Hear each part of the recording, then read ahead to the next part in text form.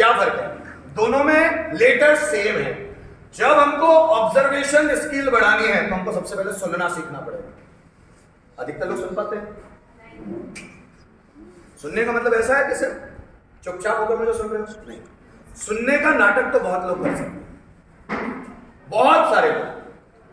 सुना तभी जा सकता है जब व्यक्ति साइलेंट होता है, और साइलेंट दो तरह से हुआ जाता है, एक मुंह से साइलेंट और दूसरा ब्रेन से साइलेंट।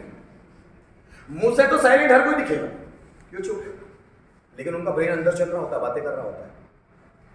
हमको क्यों पका रहा है, हमको क्यों लेक्चर देते रहते हैं, रोज रोज वही सुनते रहते हैं, हमको रोज रोज वही पकाते हैं, हमको भाषण ही सुनने मिलता है। अंदर माइंड बातें कर रहा है, अंदर ब्रेन बातें कर रहा है, और जब तक ब्रेन बातें कर रहा है तब तक आप साइलेंट नहीं है। अंदर कुछ ना कुछ सोच ही रहे हो ना। किसी भी व्यक्ति के लिए सुनना मतलब कब होता है सुनना? जब वो साइलेंट होता है, मुंह से भी और ब्रेन से भी।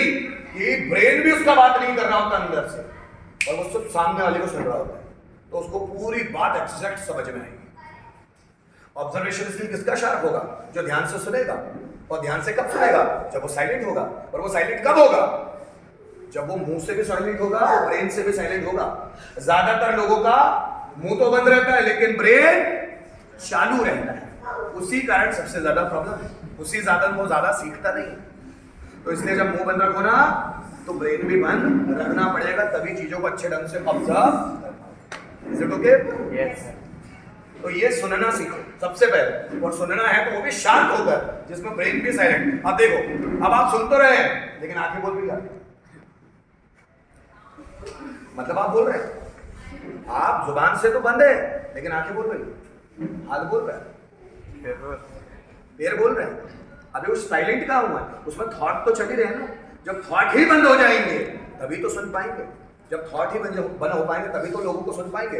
एक क्लास में टीचर है और वो 50 को सिखा है, लेकिन सीख एक दो ही बातें, वो 48, 47, 48 नहीं सीख।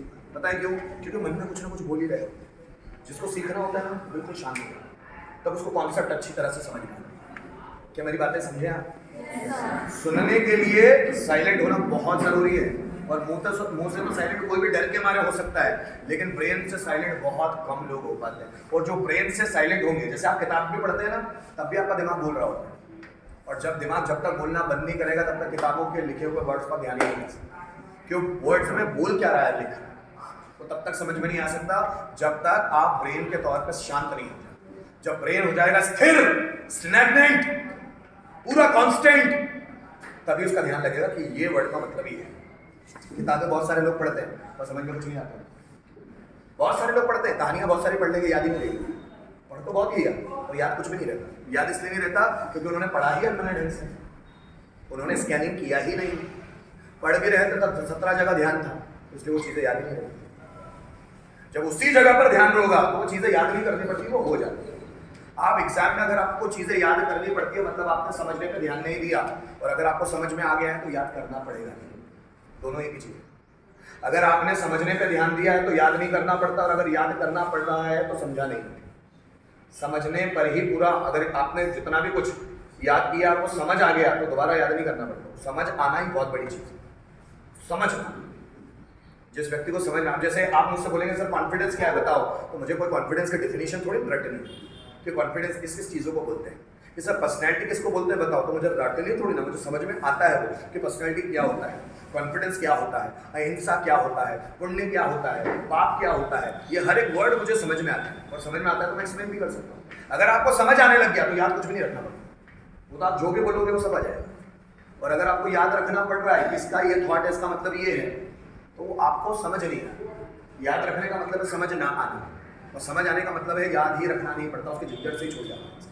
ठीक है, चलो ठीक है। ऊपर की क्लास वाले ऊपर चले जाना बेटा।